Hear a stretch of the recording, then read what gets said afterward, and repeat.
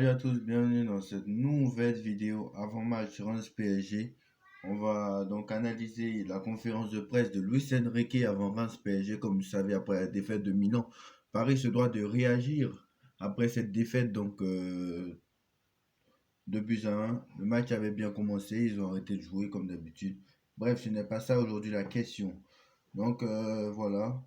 Donc la compo qui devrait être alignée demain: Donnarumma dans les buts, Mukele à gauche, Mukele à droite, Lucas Hernandez à gauche, Marquinhos, Skriniar dans l'axe, Zé-Emery, Ugarte, Vitinha, et enfin Dembélé à droite, Mbappé à gauche, Ramos dans l'axe.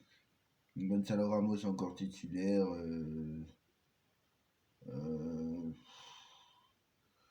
Gonzalo Ramos encore titulaire, c'est pas un truc Colomani qui est pire. Mbappé, ok, Mbappé n'a rien fait à Milan, mais bon, Mbappé est obligé de le mettre. Et Dembélé, je comprends toujours pas pourquoi il est titulaire. Pourquoi pas mettre Barcola? Le mec, s'il a les couilles, pourquoi il met pas Kangini à la place de Dembélé? Je comprends pas. Bref, en tout cas, voilà. Dembélé ne marquera jamais un but et c'est pas Reims qui marquera. Donc voilà. Reims, pour rappel, est 5ème de Ligue 1, donc il faudra faire attention à ce match. Match piège par excellence. Un match à l'extérieur, donc assez compliqué. Alors, Luis Enrique, donc l'après LDC. Le dernier résultat conditionne le match suivant. On regarde ce qu'on doit améliorer. Il faut valoriser ce qui marche bien, bien et continuer à travailler. C'est une toute autre compétition. J'espère que nous saurons rebondir comme nous l'avons déjà fait. Il faut avoir le bon état d'esprit, renverser la vapeur dès samedi. Il est évident que nous ne sommes pas encore leaders en championnat ou en Champions League. Il faut donc encore nous améliorer. Moi là, lui, il est conscient de la chose. Donc ça, c'est déjà bien. Donc, Story Style, j'aime son idée de jeu. C'est une équipe agressive qui joue un beau football. Mais nous sommes préparés pour ce match. Nous savons ne- ce- nous savons que ce ne sera pas simple. Ils ont de belles idées de jeu et ils pressent bien. Ce sera un match compliqué à jouer. Il faudra être attentif dès le début du match. Donc, sur un, c'est l'une des meilleures équipes cette saison. C'est une équipe bien rodée qui utilise des espaces. Ils vont jouer pour nous battre. Nous attendons un match intense, compliqué, mais nous devons être concentrés dès le début. D'ailleurs, Reims a dit qu'il cherchait, Wissel a dit qu'il cherchait la victoire, hein. Donc voilà. Donc, voilà, attention. Sur Warren Emery, je ne suis pas surpris par sa sélection. S'il est titulaire dans une équipe comme le PSG, il a sa place en équipe de France. C'est très beau pour lui. Donc voilà, sur Vitinha, c'est un joueur avec une technique et une condition physique adaptée à notre jeu. C'est un joueur très intéressant. Il joue plus dans l'axe, mais il est un joueur défensif ou même peut jouer sur l'aile.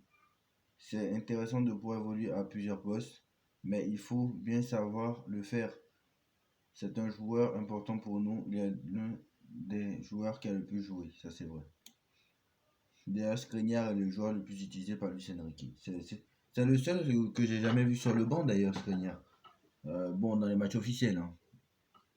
Bon, Kipembe n'est pas venu encore, donc c'est normal que Skriniar joue toujours. Skriniar et Marquinhos soient les deux qui jouent le plus. Donc Asensio, il est sorti de l'infirmerie, il peut revenir dans le groupe, mais il doit d'abord retrouver une bonne condition physique. Nous verrons quand il sera en mesure d'être compétitif, il pourra jouer à plusieurs postes dans le couloir pour générer la sécurité numérique, que ce soit en répliquant ou en débordant. Il a un profil différent des autres attaquants, ça c'est bien. Et Asensio, je pense qu'il va faire beaucoup de bien après la trêve internationale. D'ailleurs, il n'a pas été appelé avec l'Espagne, donc ça c'est très très bien aussi.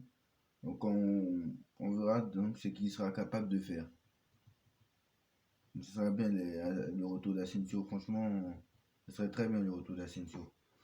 Je suis très impatient parce qu'il était très bon en faux numéro 9. Et vu qu'en numéro 9, c'est pas. Le PSG, en fait, je trouve que le PSG, avec un vrai 9, ne s'en sort pas. Parce que Ramos, ça va pas. Colomani, ça va pas. Donc je pense que Asensio en numéro 9, ça allait contre Lyon. Ça allait contre, contre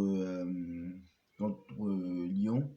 c'est aller contre Lens. Donc voilà. Donc c'est la philosophie de jeu. Nous sommes une équipe qui ne spécule pas, que ce soit à la maison ou à l'extérieur. Nous jouons chaque match pour jouer de manière offensive. Il est toujours agréable, plus agréable de jouer à la maison devant nos supporters. On y est peut-être plus audacieux.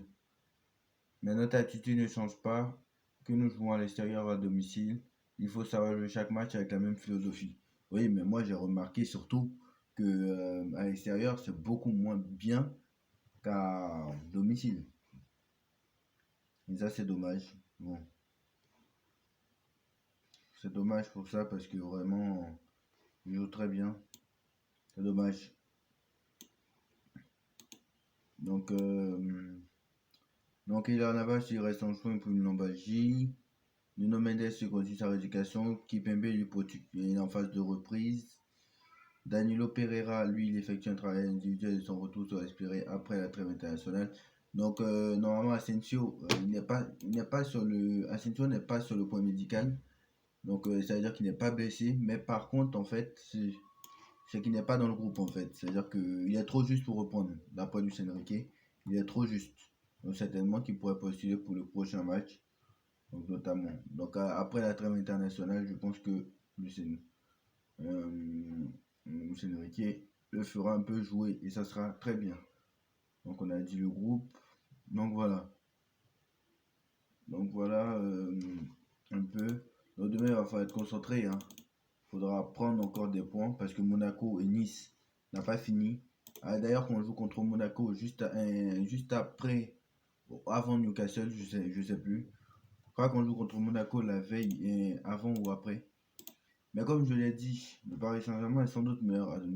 Pourquoi on a perdu à Milan? Juste parce qu'on a vu que on menait à 0, donc ça veut dire que c'est fait. Donc il faut faire attention à ça.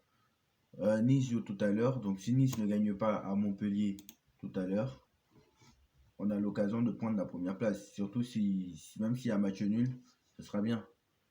Donc voilà. Surtout que c'est bien que genre Nice ne gagne pas, comme ça nous on prend la première place. Et que après ce match, on aura Monaco. Donc on aura un gros calendrier à partir de demain. Déjà Reims, ça va pas être facile. Déjà Reims, ça va pas être facile, mais après la trêve, il y aura encore un plus gros calendrier qui nous attendra. Donc notamment, et là je reviens sur le calendrier, donc il va falloir être concentré. Hein.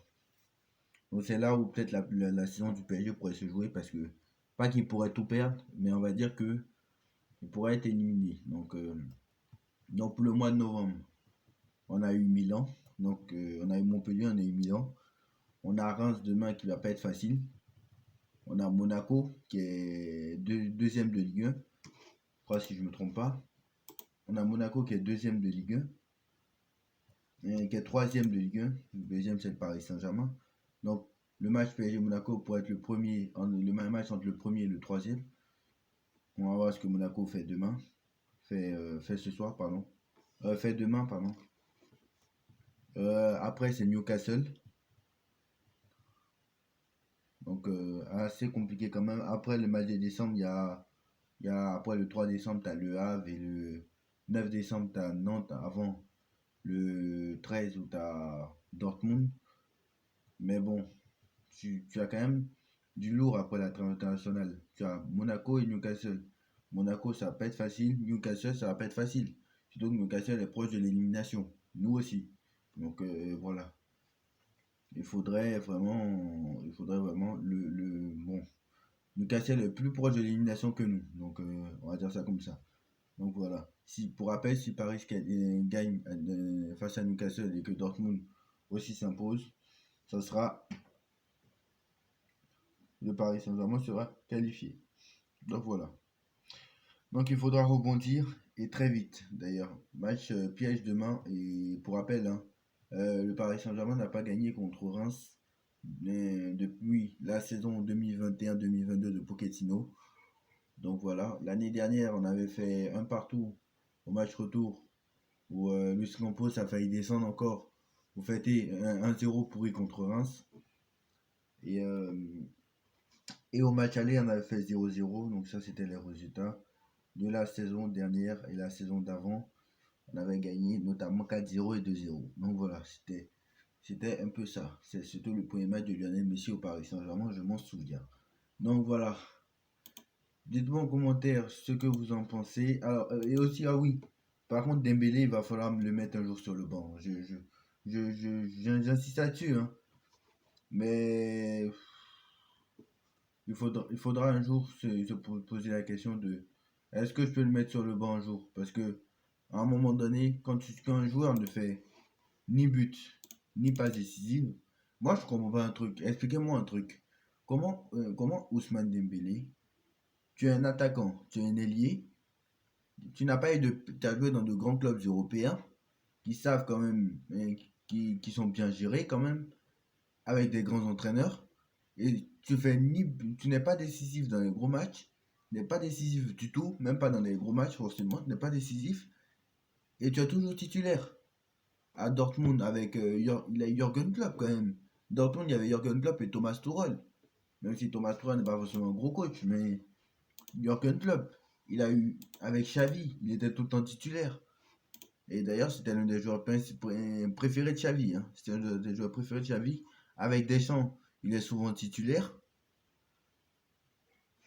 Que ce soit à Rennes, que ce soit à Dortmund, que ce soit au Barça, que ce soit au Paris Saint-Germain, peu importe les joueurs, c'est assez incroyable. Donc moi, il faudra m'expliquer un jour pourquoi les gens adorent Dembélé. Et personne, au moins Neymar, même s'il n'était pas décisif, il marquait au moins tous les 3-4 matchs. Au moins, il faisait une passe décisive tous les 3-4 matchs.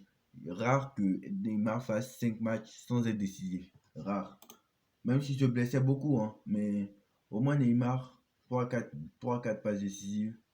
Au moins tous les, on va dire, au moins 3, au moins une passe décisive tous les 5 matchs. Au moins, au minimum une passe décisive tous les 5 matchs. Au minimum, même s'il est mauvais, au minimum. Quand il est là. Donc voilà, c'est ce qui n'est pas le cas de Dembélé. Donc voilà. Donc, à un moment donné, il va falloir être décisif, mister. En tout cas, voilà. Dites-moi en commentaire ce que vous en pensez.